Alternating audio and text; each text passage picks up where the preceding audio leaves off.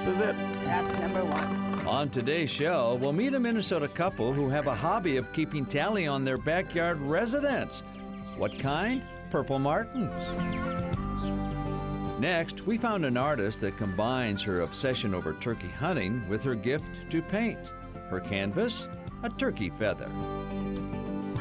And later, keeping it all in the family in the hills of South Dakota, it's the Shera clan learning to hunt turkeys.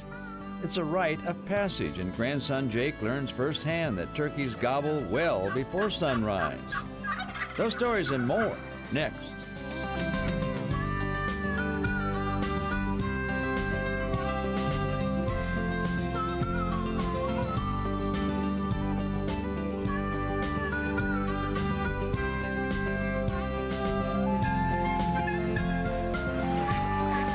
Minnesota Bound.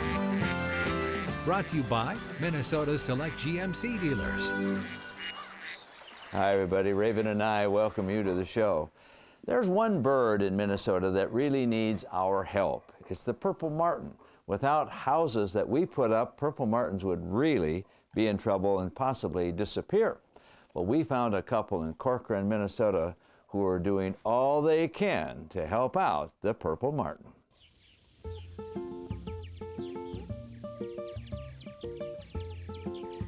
Okay, we're gonna walk over and lower the first house down. This is it. That's number one. It's Nest Check Day for Frank and Catherine Meister. And the purple martins, too. Here's nest number one. It slides right out. There's your little birds. If Minnesota's purple martins ever needed a friend, and they do, they found the Meisters and their birdie backyard in Corcoran. I would say 19 years I've had martins and tried for quite a few years, like over 50. I had houses up but didn't get martins. And so he created a new house design. One more. And built There. 94 of them. I think the house and my perches are a big attraction to them. When my old houses were 6 by 6, where these are 14 by 6. As they say, build it and... Oh, you watch the way they fly around in the air and everything, and they like people, and I just like the purple martin. And very noisy, entertaining to sit out there and listen to them. I can't sing as good as they can. Over the last 4 decades, the population of purple martins in Minnesota has declined by more than 90%, largely due to lack of housing. Unlike most wild birds, martins rely on nesting boxes provided by humans. No houses, no martins. Well, we can do a nest check about every 10 days, and she keeps the books there. She's got it in her hand right now, and we go out and count all the eggs and the babies. I wasn't into it as much in the first 19 years as I have been lately. Let's put it that way. I always did the checks with them.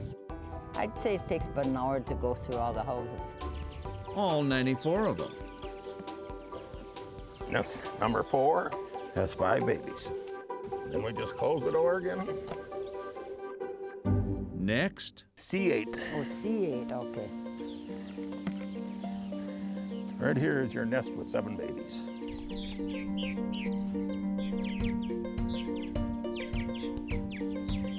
And I like the 7 birds in a nest, because that don't happen very often. today they expect to count more than 500 young martins. 11 has 6. 15 has 5 babies. 16 has 5 babies. 17 has 5 babies. It's a work of joy, they say, knowing their backyard colony of nesting boxes helps the survival of martins. They're just standing here watching us do our game. In return, the martins themselves bring their own version of joy to the Meisters. The way they float in and everything, they look like planes floating through there. They're so graceful in the air. In late August, the show is over as the martins vacate their Minnesota homes and depart for the Yucatan Peninsula. I got to clean them all out, clean all the nests out, and get them ready for next spring. And they come back around the 4th of April, 4th to the 8th of April, they'll be back. yes, they'll be back, thanks to Martin lovers like the Meisters of Corcoran. When we return, give Nicole Larson a turkey feather and her canvas comes to life. Minnesota Bound is brought to you by Minnesota Select GMC Dealers, Alumacraft, Radco Truck Accessories, and by Connecticut.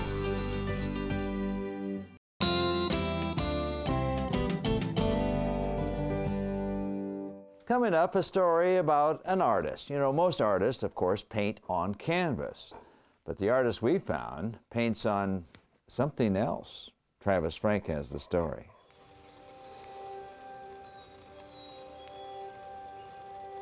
In a turkey blind hidden by fog, Nicole Larson watches over her field of dreams. Her call cuts through the morning silence and brings the field to life.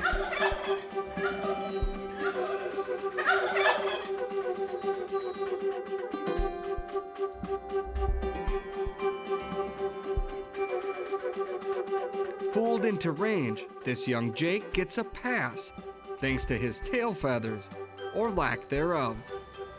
We don't want you. You can keep going. Move along. Nicole hunts turkeys with passion and purpose. Let's go find a different bird. She sees a strutting tom as a walking piece of canvas. I only take the big birds. She takes turkey feathers from ordinary to extraordinary.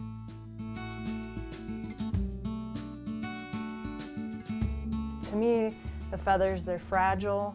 They have something delicate like a painting on them. It's just, it goes hand in hand for me. And so to use something like a feather, you can't reproduce it. It's always an original, and it's wild. Tucked in the corner of her basement, Nicole gives feathers new life. And I like to be as real as possible with my paintings, or as realistic as I possibly can. I mean, there's so many different colors on a turkey.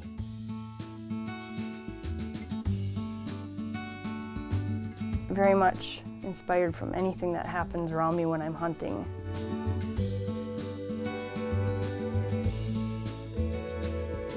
Her inspiration for art in the outdoors came early. I was really lucky to grow up on a farm, and we had around 200 acres. I was always in the woods somewhere, and I would be trying to get close to things so I could draw them. Sketches slowly gave way to paint. Started painting in high school. There, she hit a snag. I was kicked out of art class and sent to independent study. My art teacher that I had, she was great, but she was kind of more into the abstract Picasso type art, and I just was not into that. She would try to get me to do this abstract artwork, and I would paint antlers and everything instead. And we butt heads quite a few times. I remember in high school, they were always telling you, don't do art because it's a dying industry. For the longest time, I had that in my head, like, don't even bother with it because you're not going to get anywhere with it. And so after high school, I kind of just gave up on it. Until she met her husband that brought her passion back. If it's what you want to do, you got to do it. They hunted turkeys. She turned the feathers into art. It was my calling. It was just, I had to do it. It's different, but it's cool. The average feather would take about 6 hours. I've had some take up to 10. I found what works for me, and I'm sticking with it. One brushstroke at a time, Nicole Larson's dreams come back to life, from field to feather.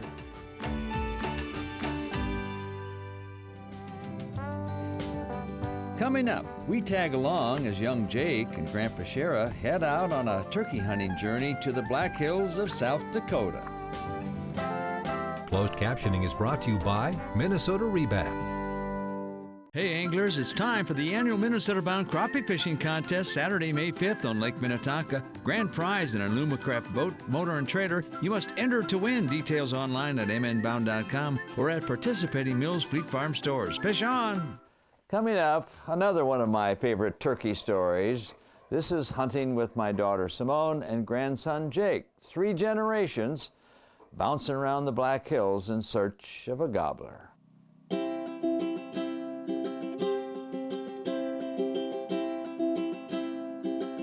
And so it begins, a passage as old as mankind, a boy learning to become a hunter. Looking on, a proud mother. I think because of his eye. And a doting grandfather. That's a turkey that's going to go into the oven.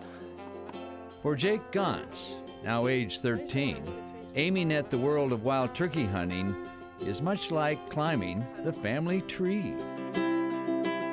Jake is the 3rd generation to join the Turkey Track Club of South Dakota's Black Hills, where his grandpa has hunted for nearly a half-century, and where Jake's mother, Simone, first learned about wild turkey hunting. Welcome to our 43rd annual Turkey Track Club. One of the oldest turkey hunting camps in America, Turkey Track Club welcomes all hunters with a safety talk. Your guide will tell you when to load your gun. And a group photo. What a motley crew.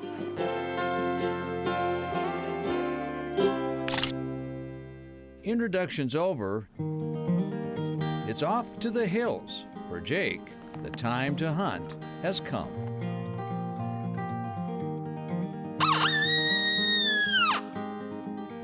The game of turkey hunting goes something like this. Walk, make turkey calls, listen, wait. Morning or afternoon, you do it again. Call, listen, wait.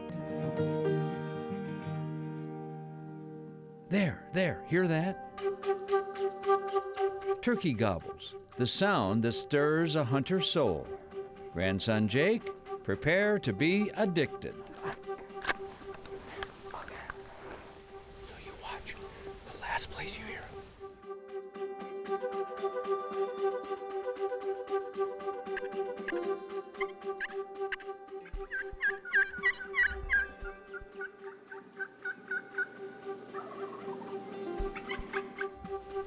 Can you see over there? Do you see those closest trees to us? They take their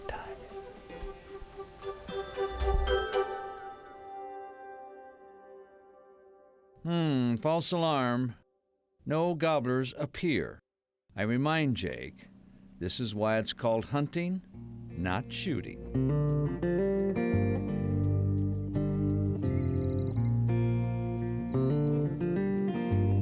Oh, and did I tell you, Jake, in turkey hunting the nights are short and the dawns come early.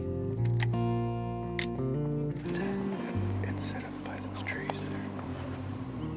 A new plan to fool turkeys was in the works.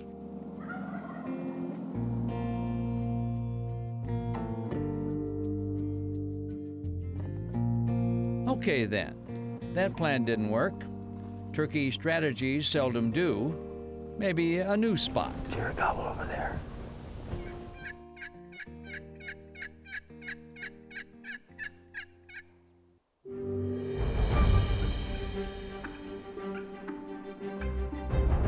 Our change of location produced new luck, really close luck, with a pair of curious hens.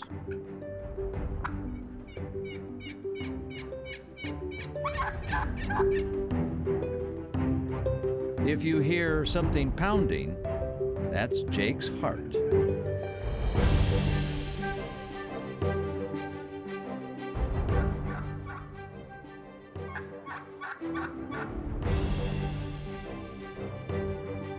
Bummer. Hens, but no gobblers joined the party. But hey, Jake, your mouth dry? Adam's apple still work? Heart still pounding? Symptoms of wild turkey fever. I don't get it. I don't either, buddy. Welcome to the club, Jake. See you in the morning. Let's go. Coming up, we'll tag along as young Jake Gantz continues his turkey hunting journey in the Black Hills of South Dakota. Sooner or later, Jake and a gobbler will come face to face. We plan to be there. Minnesota Bound is brought to you by the Yard maintenance-free outdoor furniture, Running Aces Casino and Racetrack, BentCreek Golf Club Eden Prairie, and by Totem Resorts, the premier destination for world-class fishing.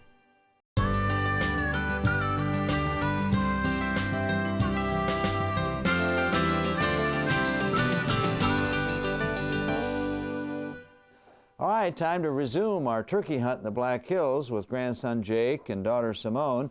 I'm still hoping we can create a memory.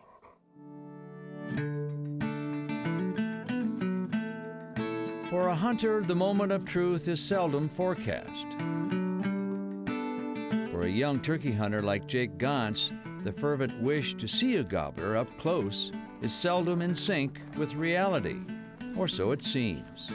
I'll wait for him to get on here. This time, Jake's uncle, Roger Shera, an expert caller, has joined the hunt.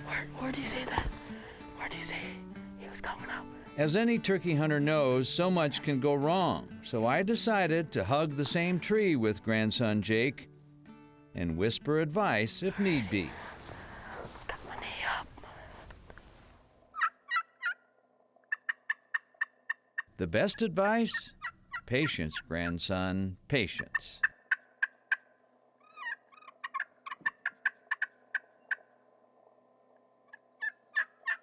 Memories are made of this. Grandpa hugging the same tree with grandson. Waiting for that wild turkey moment. A sound, a sight, an experience that will survive the test of time for hunters of any age.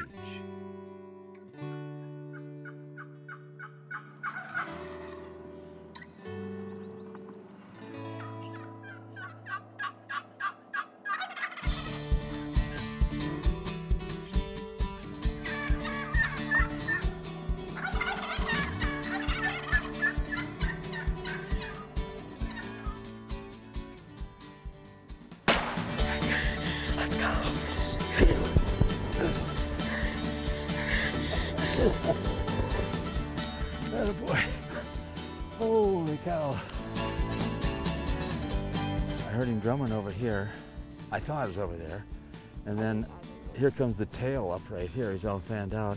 Then he stopped here and looked up, looked, and I said, shoot him, shoot him. You better keep that. Oh, it's the one. I'm just shaking in excitement. That's okay. So does Grandpa after 50 years of doing this. I didn't think it was gonna happen. Huh? We've had so much bad luck. I kept saying to Jake, it just takes one bird. Man, I'm glad to be here with you. Yeah. Huh? Yeah. First turkey, Grandpa was here for it, huh? On your birthday. On my birthday too. It doesn't get a, this is a great birthday. Love you. I love you too, bud. My dear grandson, yes, I love you too. But there is a tradition in turkey hunting. He is heavy. You shoot, you carry.